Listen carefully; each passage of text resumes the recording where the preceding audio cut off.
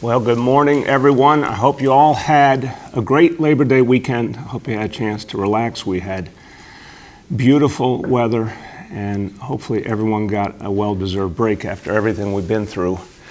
And look, I want to talk today about the ways we want to keep ourselves safe going forward, and that means being really smart about folks who are returning from some of the states where there's a real challenge with the coronavirus, where folks have to quarantine when they come back here in New York City, whether they're folks who don't live here or folks returning from visiting family or whatever it may be. We're going to talk about that in a moment because I really want people to focus on that reality at this crucial moment. We're going into the fall. We have to really consolidate our gains in fighting this disease. So I'll come to that in a moment. But first, let me talk about this weekend in another perspective. Look, this weekend that we just had, usually, in addition to all the other family celebrations and folks enjoying the last weekend, that in a lot of ways we feel the last big weekend of summer, one of the high points each year is the celebration of Caribbean culture, the parade on Eastern Parkway and the Juve celebration. This year, we had a very different situation. There was not going to be the big events. It was very important, in fact, to protect people's health and safety and not have those big events and have a clear message to the community that health and safety comes first. And that's exactly what the leaders and members of the community did. You see here pictures of members of the so-called God Squad, an amazing group of clergy and community activists who go out into communities in central Brooklyn to preach peace and to help avoid conflict. They do amazing work. I want to thank all the members of the God Squad. I want to thank all the community-based organizations that were out over the last few days keeping the peace in central Brooklyn, the elected officials, the clergy, the Cure Violence movement and the crisis management system.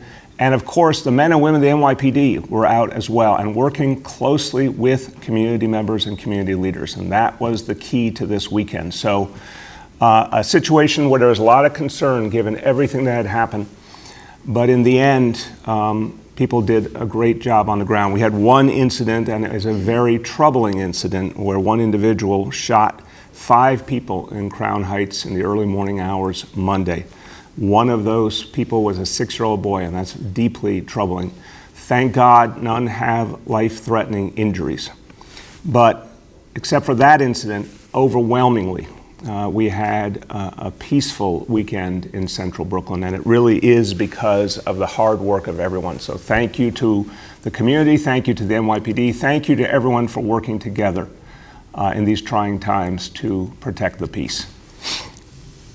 Now, back to the question of how we protect ourselves going forward. So we're going into the fall, a lot more activity expected.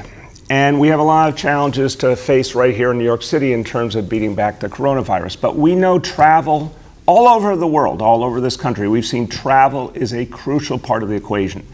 And being smart about restrictions on people who travel is one of the keys to fighting the coronavirus. So I want to make sure if you're one of those folks listening to my voice now, or if friends, family, coworkers, anyone in your life, if they come back from one of those 33 states and territories up on the screen now, if you're coming back from one of those 33 states or territories, you gotta quarantine for 2 weeks. It is the smart thing to do. It's the safe thing to do. It will keep you and your family and your community safe, and it is the law.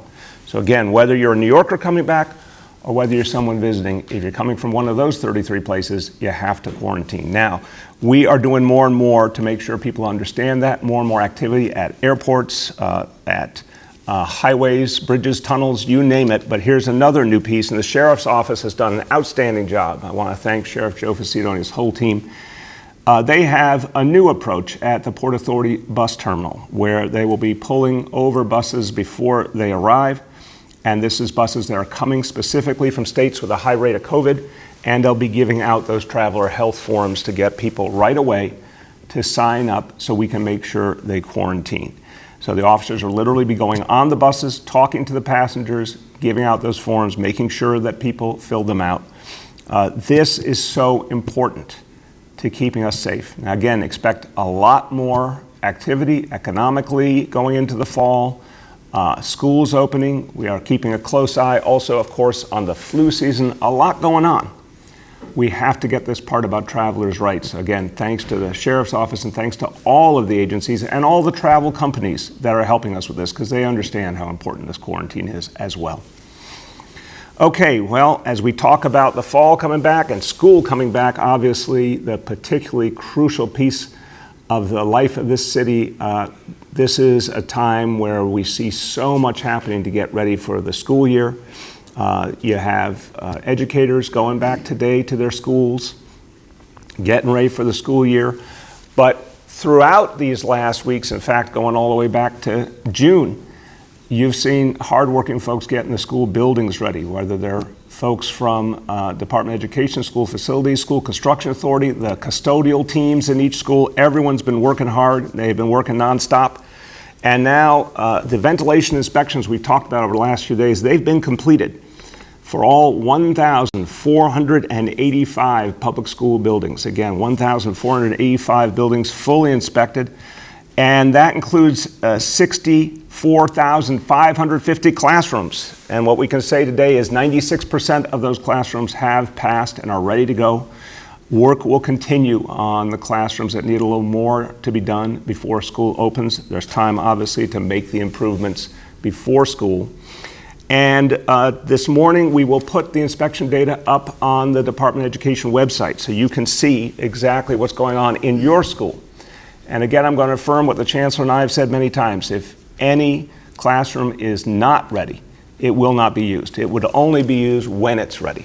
But thank God, the overwhelming majority of classrooms are ready right now. So, as we've said, this is all about health and safety first. The approach we're going to take to reopening of schools is to be there for our kids, be there for our families, give them what they need, but always do it from the perspective of health and safety first. Here to talk to you about these inspections and all the work that's being done to get school ready, our Chancellor, Richard Carranza. Thank you, Mr. Mayor. Let me just say that September is my favorite time of the year, and you can feel that energy of the new school year and getting it going again. No doubt this year will be very different in so many ways. But I know that today educators, students, and families across the city are getting ready for the school year to begin. And across the city, teachers and staff and principals are in their buildings, bringing those buildings to life. We've been busy in buildings as well. We've completed ventilation inspections in every single New York City public school building. And because, and you've heard us say this, the mayor and I say this before, health and safety comes first, always. Today, we are not only telling our families that, but showing them that fact. Every family will be able to see the results of the inspections that we have done in their child's school. Just visit schools.nyc.gov and you'll be able to see the list for each school.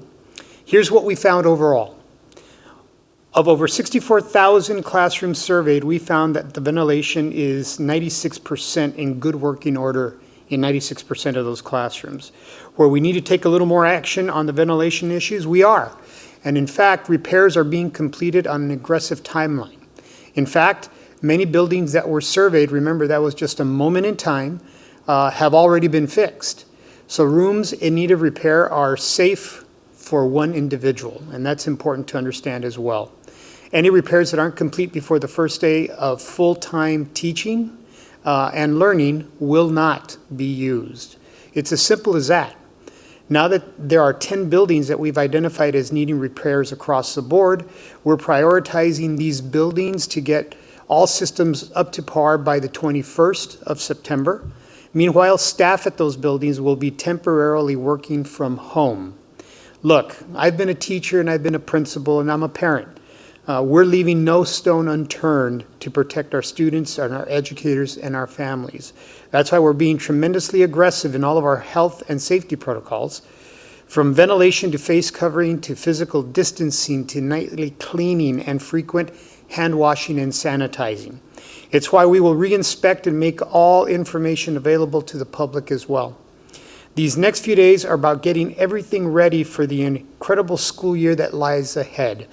So we're happy to have people back in the buildings today preparing for this new school year.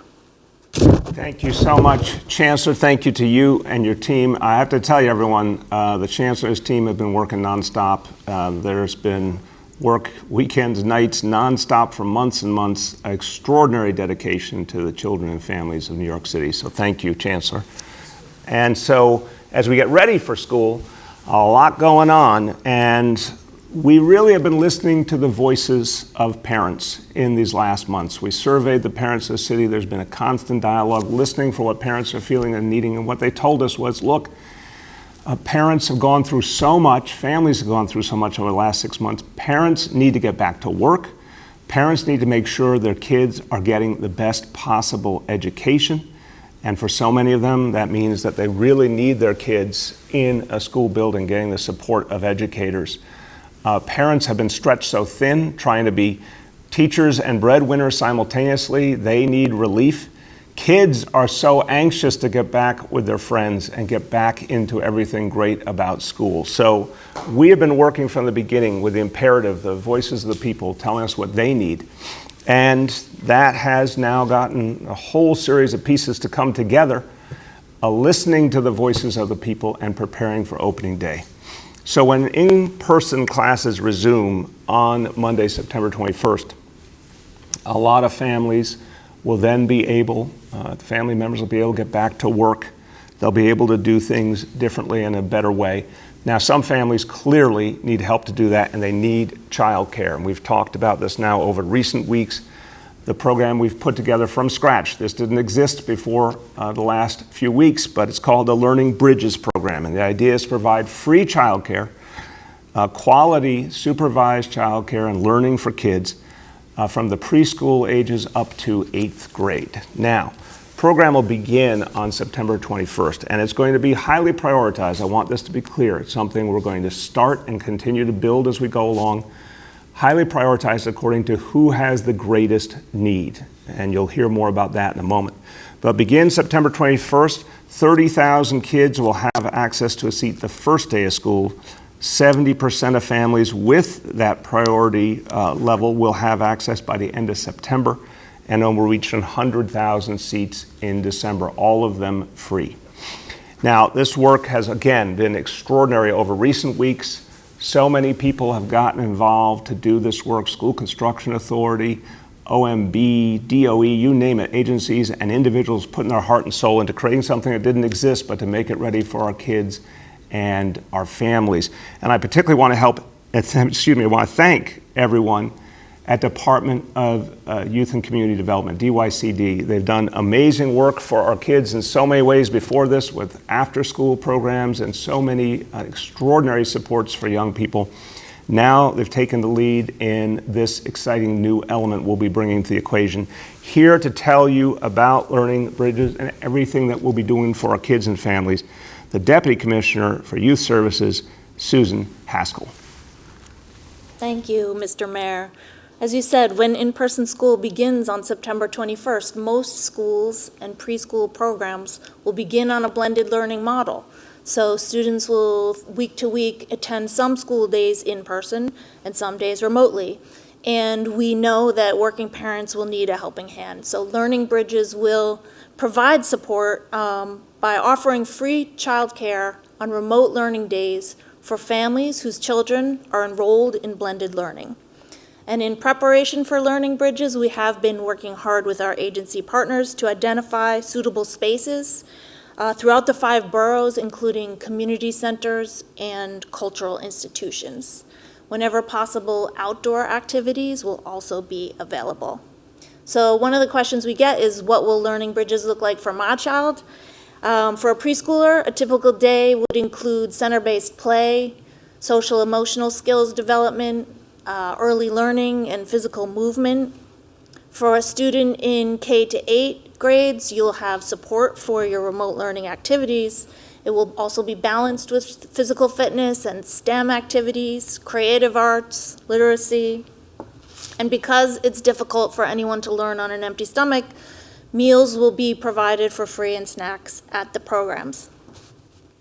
And as you know, and as you've heard, ensuring the safety of all New Yorkers is a priority of the administration, and Learning Bridges is no exception. So we want to assure parents that activities and programs will be offered in a safe and welcoming environment. To keep young people safe and healthy, the programs will follow New York City and New York State Department of Health guidelines, particularly as it relates to COVID-19. In terms of applying for the Learning Bridges program, all families who previously expressed interest at the DOE website will automatically go into the enrollment process. And others can complete an online survey by visiting the DOE website at schools.nyc.gov/learningbridges to learn more. Offers to participate in the Learning Bridges seats will be made throughout the fall as programs are matched to a DOE school. For the K-8 component, DYCD will follow up regularly with parents and guardians who've expressed interest. So DYCD, DOE, and community-based partners, we look forward to providing this safe, engaging space for students to learn this year. And on behalf of Commissioner Chong and Chancellor Carranza, we thank you, Mayor, for making this a priority for families. Thank you so much, Deputy Commissioner, and congratulations to you and everyone at DYCD. This has been a Herculean effort, but also a labor of love, because I know how much all of you care about our kids and our families, so thank you. Now let's go over our daily indicators. Okay, number one, daily number of people admitted to New York City hospitals for suspected COVID-19. Threshold is 200 patients. Today's report, 56, and the percentage confirmed positive, 11%. Number two, new reported cases on a 7-day average. Threshold, 550 cases. Today's report, 231. And number three, percent of people tested positive citywide for COVID-19. Threshold, 5%. Today's report, 1.49%. Okay, a few words in Spanish. En la ciudad de Nueva York vamos a iniciar el programa de aprendizaje combinado. Y sabemos que los padres que trabajan necesitan cuidado de niños los días que sus hijos no están en clase. Por eso vamos a ofrecer aprendizaje supervisado gratis para niños desde preescolar hasta 8º grado. El programa Learning Bridge va a ayudar a los padres a volver a trabajo mientras sus hijos reciben una buena educación. With that, let's turn to our colleagues in the media. Please let me know the name and outlet of each journalist. We'll now begin our Q&A. As a reminder, we're joined today by Chancellor Carranza, Commissioner Grillo, the Deputy Commissioner for Youth Services, Susan Haskell, the Deputy Chancellor for Early Childhood Education, Josh Wallach, Sheriff Fucito, and Senior Advisor Dr. Jay Varma. The first question today goes to Courtney Gross from New York One. Hi, Mr. Mayor. How are you? Good, Courtney. How was your weekend? It was lovely. Thank you. So I would like to talk about Catherine Garcia. She submitted her letter of resignation this morning, I believe, and is planning to potentially run for mayor. So I'd love to get your thoughts about that, whether your thoughts about her resigning and your thoughts about her potentially running for mayor. Sure. I mean, look, Catherine's done a great job for this city. And I really appreciate all she did, not just as sanitation commissioner, and many highlights there. And I'm particularly proud of the fact that on our watch, I wish we didn't deal with the largest blizzard in the history of New York City, but we did. And Catherine and her team did a great job getting the city right back up and running quickly. The extraordinary work she's done on the pathway to eradicate lead paint poisoning in this city once and for all. She did great work helping us with the housing authority and obviously more recently to make sure every New Yorker did food. So really appreciate her great efforts. Look, she's one of three very talented, effective leaders from my administration who have now chosen to either run for mayor or explore a run for the mayoralty. Catherine and Maya Wiley, Lori Sutton, all extraordinarily talented leaders. I'm proud of all of them, what they achieved in this administration. Three strong women. I think that's good for New York City. So I wish her and all of them great luck. Go ahead, Courtney. And then on the ventilation inspections, now that they are complete, the 4% that have not passed inspection, what is the actual number of classrooms for that have not passed inspection, and how much work needs to be done in those classrooms to get them up to par? I imagine the Department of Education is already kind of, needs more space considering all the social distancing that needs to happen. How problematic is it that 4% of classrooms did not pass these inspections? I'll start and then turn to Richard and Lorraine. Look, I think the fact that 96% are ready to go is the most important thing here. Clearly, that means you're going to have a lot of schools that are all ready to go. You're going to have schools that just have a handful of classrooms they've got to work out. Remember, schools are using a variety of spaces, different than any time previously, Courtney. The order from the beginning that the chancellor sent out was look at every kind of space in your building. Obviously, more recently, a lot of schools have applied for and been granted permission to use outdoor spaces. There's lots of different options to make it work. So that's the first point to say. And the second point to say is a lot of these classrooms will be repaired and ready to go by the 21st. Chancellor, you want to add? Yes, Mr. Mayor. So if you think there were 64,550 classrooms that were surveyed, just think about how many walkthroughs that was. So 96% is 61,568 classrooms that are ready to go. The 4% is approximately 2,800 classrooms. And I'll let Lorraine add some more detail, but a vast majority of the work that needs to be done in those classrooms is what I would consider minor and not capital. So there are little things that need to be done, but keeping our promise, we said we would make sure that everybody has functioning ventilation. Go ahead, Lorraine. Can you hear us, Lorraine? You may be on mute. Yes. There you go. Can you hear me? Yep. Thank you, Mr. Mayor. Absolutely. In answer to Courtney's question, the 10 schools that we just talked about amount to 837 classrooms. But I will say work has already begun, and four of our buildings, we believe, have been completed and are being re-inspected today. So that is a large portion, over 200 of those classrooms.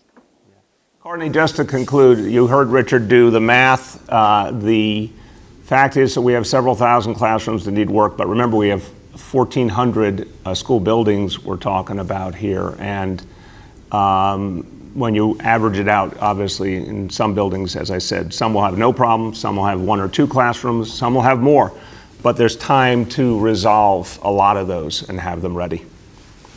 Go ahead. The next is Shant from the Daily News.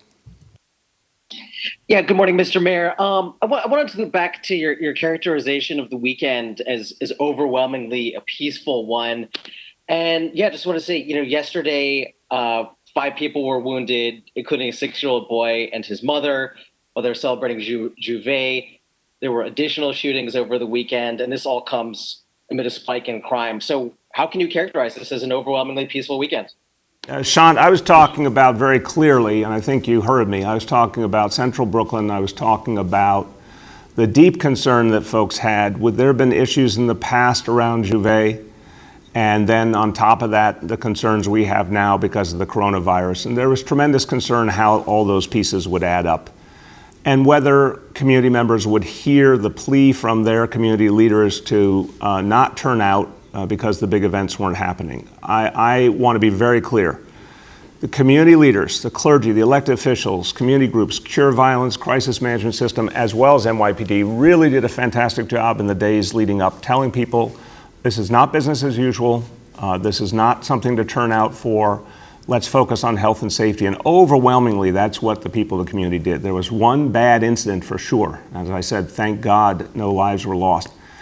But compared to the concern folks had, we saw minimal, thank God, minimal violence, but much more importantly, we saw an extraordinary community effort to keep the peace. That's what I'm talking about. Okay, going back to learning bridges, just wanted to ask, will kids in the learning bridges be in the same pods they're with in school? And if not, will the city expand the contact tracing to include kids in the learning bridges? It's an excellent question, and we actually talked about this a week or two ago in one of our meetings. Let me turn to Susan and to Josh Wallach to give you the details on that. Or do you want to go first? Either way, yeah. To answer your question about matching schools to Learning Bridges programs, the goal there is to maximize group stability. We recognize that not every classroom group is going to be a match for a Learning Bridges classroom exactly, but we are absolutely going to integrate the tracing and reporting on students in Learning Bridges programs in close coordination with their school groups so that we can stay on top of that. Thank you. Josh, you want to add? I'll just say, Susan hit the main points. I think it's both. I think we are going to do everything we can to keep groups of kids together. And this program is part of the Department of Education and Department of Health and Mental Hygiene and test and trace operation. So we will be doing everything we can to make sure that kids remain in those groups and that we are tracking our progress as we go. Thank you. The next is Henry from Bloomberg. Hello, Mr. Mayor. How are you doing? Good. Henry, how's your weekend? It's good. It's good. It's over. That's the bad part. That does happen, Henry. I wanted to ask you whether the training of police officers has changed at all in light of, all of the circumstances that we've experienced this past year. And if so, how? If not, why not? Yeah, it continues to change and evolve all the time, truly, Henry. This began with Commissioner Bratton making a decision which I thought was exactly right, and it took some real resources, but was absolutely worth it, to retrain the entire police force, something that had never been done, and then to make the retraining a regular annual activity.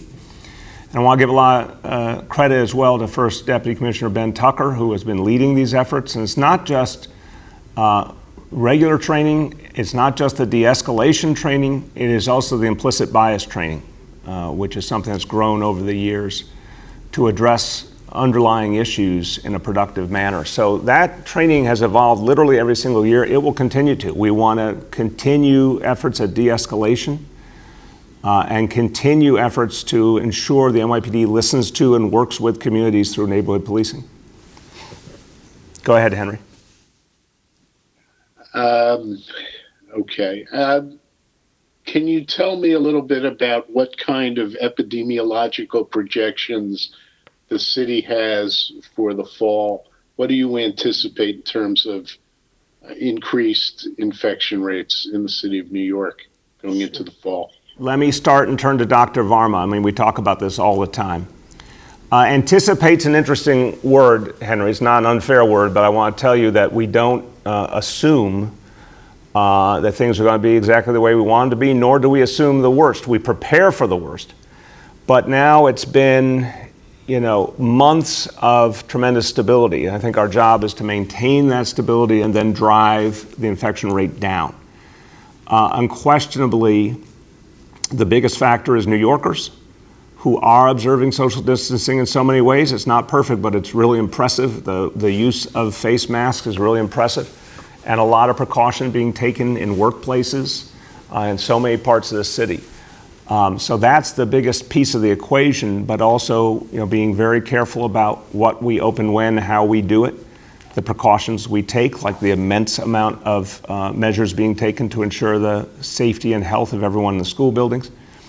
So right now, I'd say we think we have a good opportunity to stay stable and then to fight the disease back more. But the next, month, 6 weeks are crucial because there will be so much more activity to keep a very tight lid on that and obviously move our test and trace resources effectively and quickly as needed.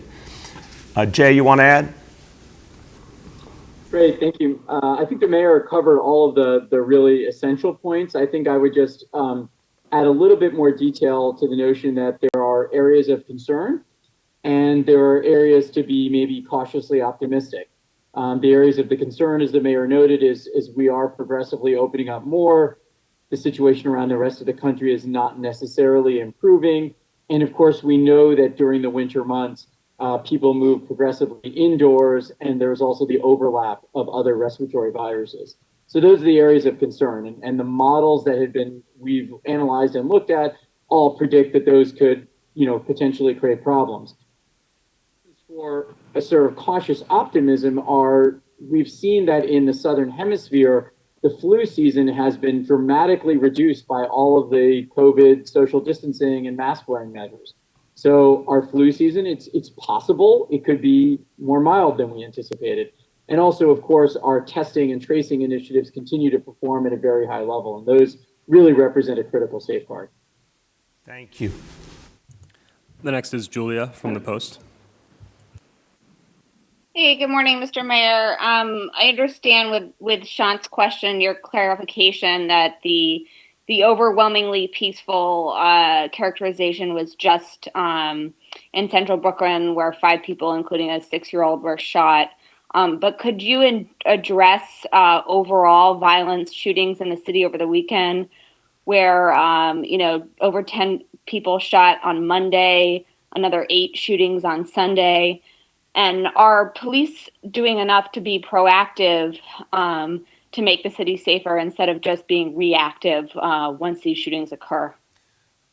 Look, Julia, we've talked about this many times, said that you saw the recent statistics come out.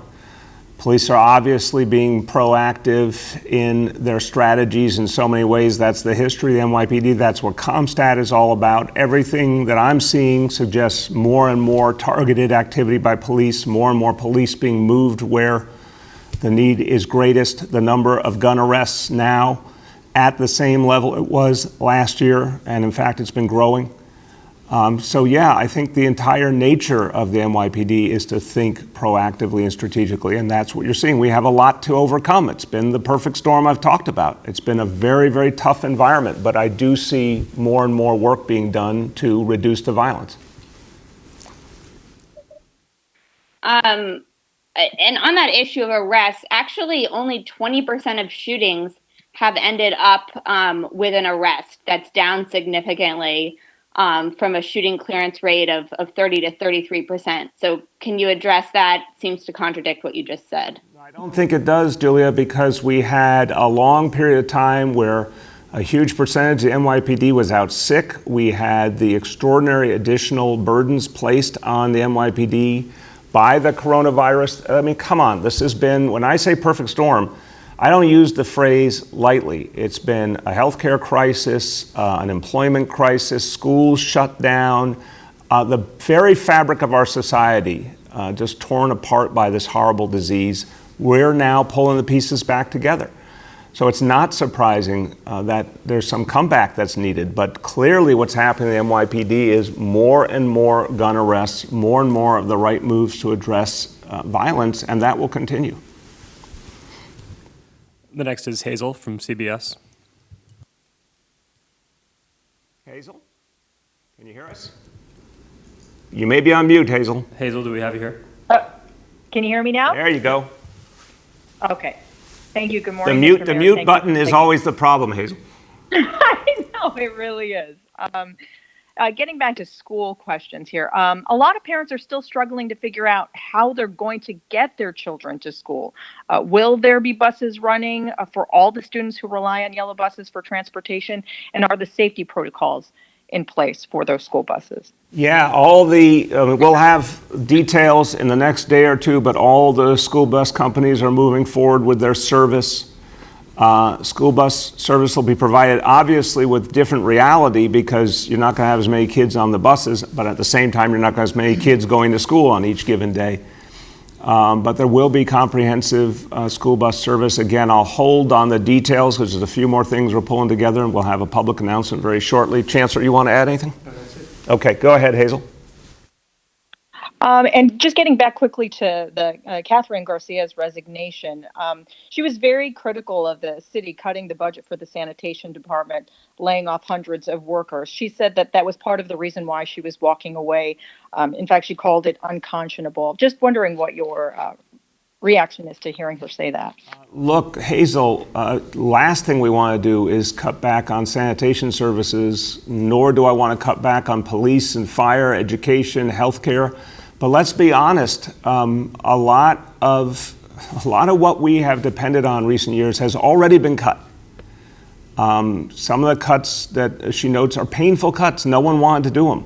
But we are running out of money because of the coronavirus, because of a profound economic and budget crisis. And I feel like sometimes folks, talk about this as if it's abstract. It's not abstract. It's happening right now. The cuts have already begun on a huge scale. And God forbid they continue and we go to the point of thousands and thousands of layoffs. So no one wants to make cuts like that. But we've had to against the backdrop of an extraordinarily tough budget situation. And if we don't get help soon from Albany, there'll be a lot worse cuts than that. That's the sad reality. The next is Christina Vega from Chalkbeat. Hi, Mayor, Chancellor. Thanks for taking my question. My first is having to do with the ventilation reports. I'm wondering how parents or teachers should make sense of them.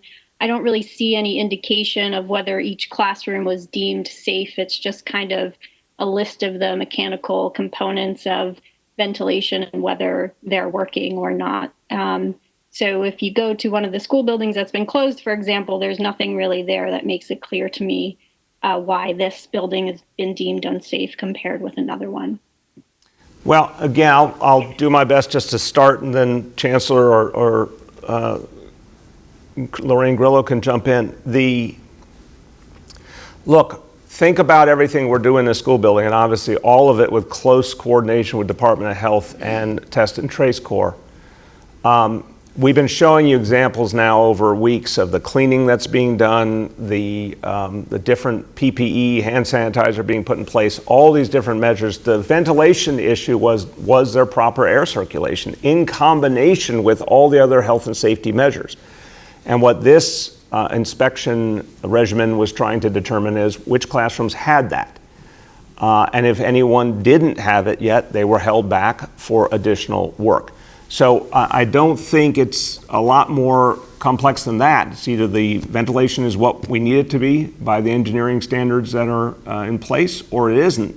And if it isn't, more work needs to be done. Chancellor or Lorraine?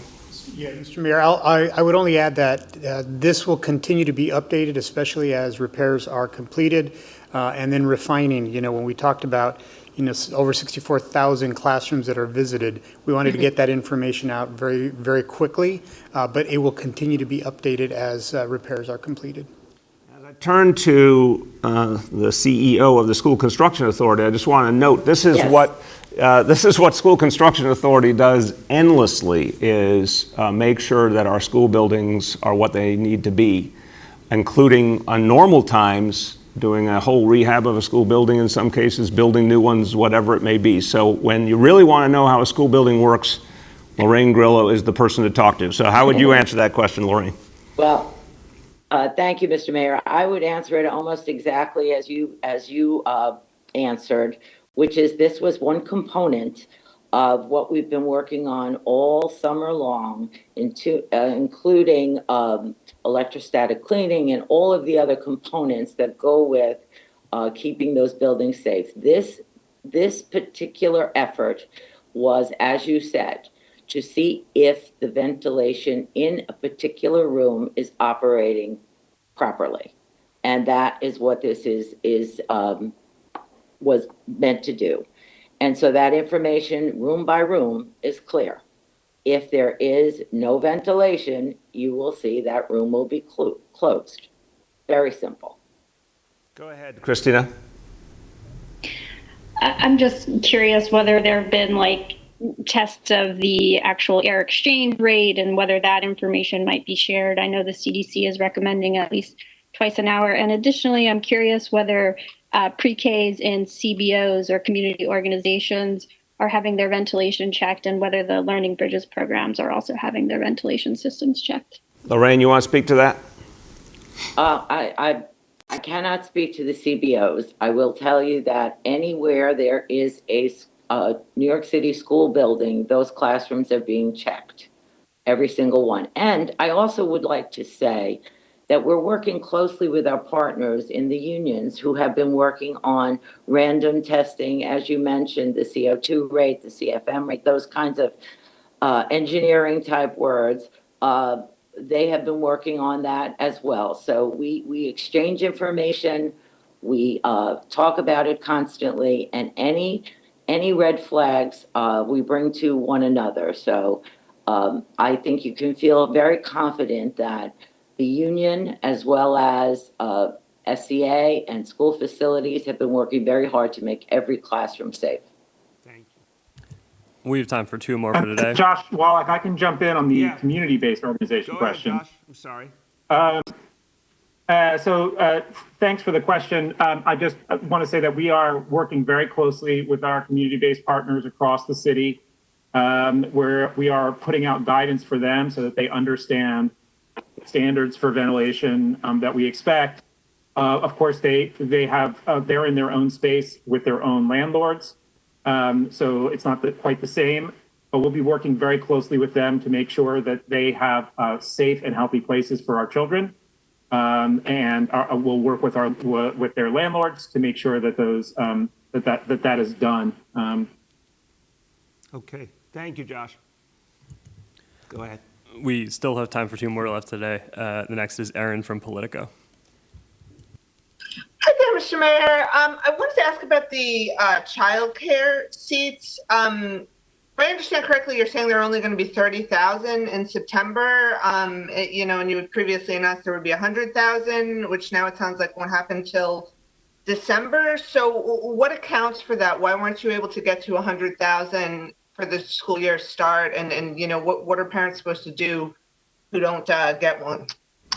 Yeah, so Aaron, look, we said the goal was 100,000 and we will get to 100,000. It's starting something from scratch is a huge endeavor. It just did not exist before and had to be created. And all those agencies I mentioned before have been hard at work making it happen and making sure it's healthy and safe. But those are the numbers of when we can get to each level. It will all be for free.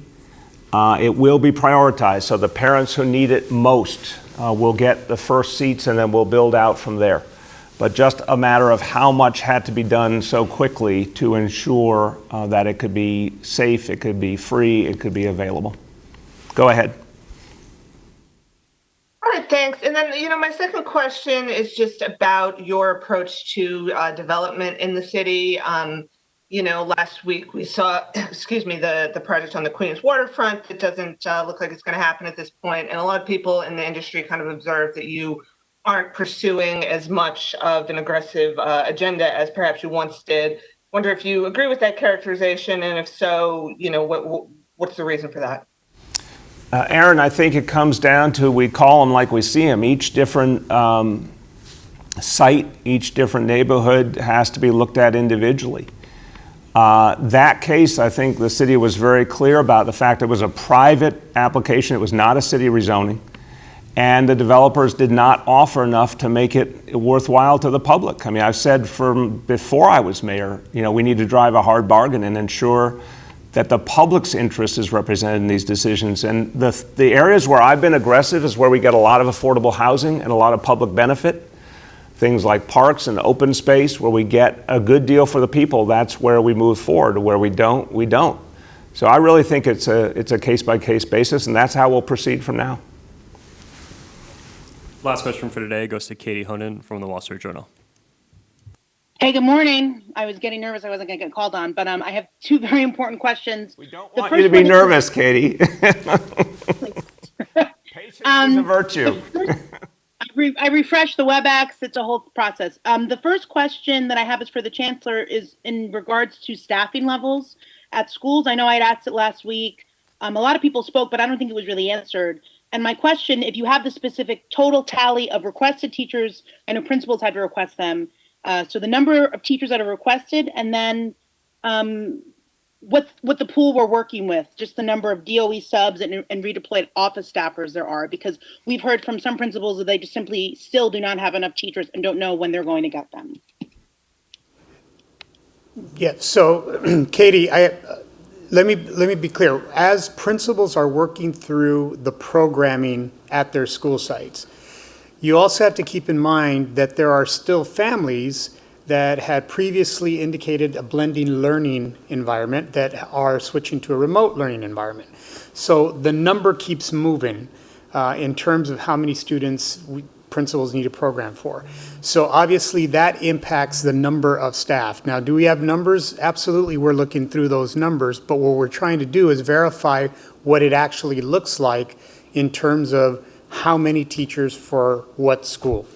That being said, we've already identified underlying teaching credentials for centralized staff. We've also looked at all of our subs. We've also looked at our ATR educators as well. So we can get you more details on all of those numbers. But again, this is not an exact science and it's not a one size fits all. So it's a little bit of a moving target, but we're working through that. We should have some more details very soon. Yeah, let me just add, Katie, I mean, again, what we start with here is thousands of DOE employees already in place, able to teach, not yet applied to schools. That process will happen in the next few days. And then the substitutes who we rely on throughout the year, obviously, some of whom have been involved in our regional enrichment centers. But there's thousands of them as well. So we have a really strong pool to turn to. We're making the final decisions on the exact number that we need to bring on board and then how to apply them to each school. That is going to be done literally over the next few days. Now, in a non-COVID school year, a lot of adjustments are made up to the opening day of school normally, even sometimes in the days after school begins. So it's not unusual for a principal to know that there's a certain amount of adjusting at the beginning. But what we can say for sure is we are going to bring in thousands more educators and make sure that principals have what they need so they can move forward. Go ahead. Great, thanks. And I guess since Lorraine Grillo's on the call too, I'll ask, I know that there had been plans for some schools to utilize like ancillary space outside of the building, particularly in districts that are already overcrowded when there is a pandemic on top of that. So can you give an update? Are kids going to be going to school in libraries and museums and, warehouses? I don't know. I mean, probably hopefully not warehouses, but could you give an update? We're not thinking warehouses. Could you just give an update on that and when parents will be notified because, school starts, well, I guess it starts later than usual, but any update on that? Well, if I may, Mr. Mayor, to answer that question, Katie, we've been working with the Department of Education and their space planning group to find those spaces that are, as you mentioned, with schools that are overcrowded. I would not, cultural institutions is unlikely. I don't know that we've had any agreements with them, but I will tell you, there are a number of private and parochial schools who are either closed for good or closing this season. We've taken advantage of that. Our partners at CUNY in areas where they're not occupying. So we're working very, very closely with a number of different groups. Thank you so much, Lorraine. And look, everyone, as we close up today, here we are now going into the fall. A lot going on, as you can hear in the course of this press conference. But again, it comes down to this. New Yorkers have been heroic over the last 6 months.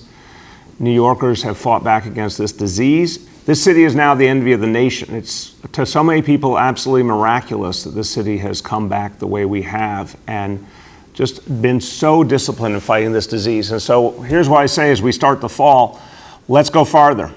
We have it in our power to do so. Yeah, there will be more activity and there will be new challenges, no doubt. But we've also proven what we can achieve, so why don't we achieve some more?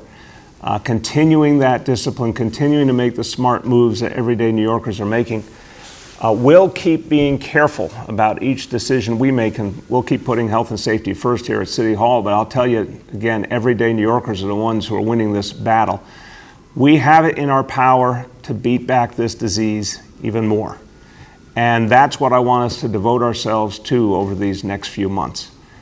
Because I'm convinced this city has shown the whole country how it's done. And if we keep leading, I think a lot of other people will take inspiration from that. If we keep leading, more and more people will be able to come back to their jobs. If we keep leading, we can take those big steps towards a better life again. So as we start the fall, a profound thank you for the last 6 months.